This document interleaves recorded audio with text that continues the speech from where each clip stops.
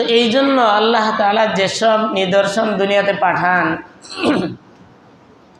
উদ্দেশ্যই হলো যাতে মানুষ এই কথা স্বীকার করে সব কিছুই আল্লাহ করতেছেন, আল্লাহর শক্তি কত বড়, আল্লাহ কত ক্ষমতা দর পরাক্রমশালী, এই কথা যাতে মানুষ বুঝে। এই জন্য এইসব করেন।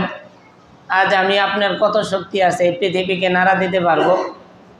দুনিয়াতে এমন কোনো আবিষ্কার হয় নাই যে পুরো পৃথিবী একসাথে নাড়া দিয়ে ফেলবে, এরকম পারবে না। কিন্তু আল্লাহ কি করলেন, কোত্থেকে নড়লো, কিছুই খুঁজে পাওয়া যায় না। এই মাটি কেমনে কেঁপে উঠলো, কে নাড়া দিল? আল্লাহর এক হুকুমেই এই বিশাল পৃথিবী নড়ে উঠল।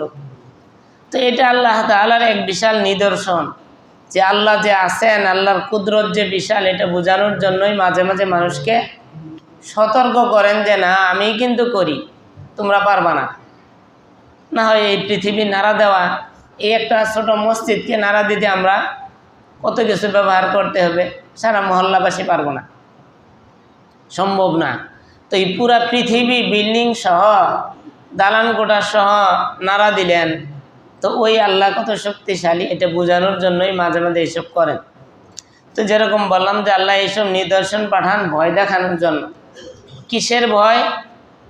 যে তুমি তোমার অপরাধকে ছেড়ে দাও, গুনাহ থেকে ফিরে আসো, ভালো কাজের দিকে অগ্রসর হও, এইসব বিষয়কে সতর্ক করার জন্য।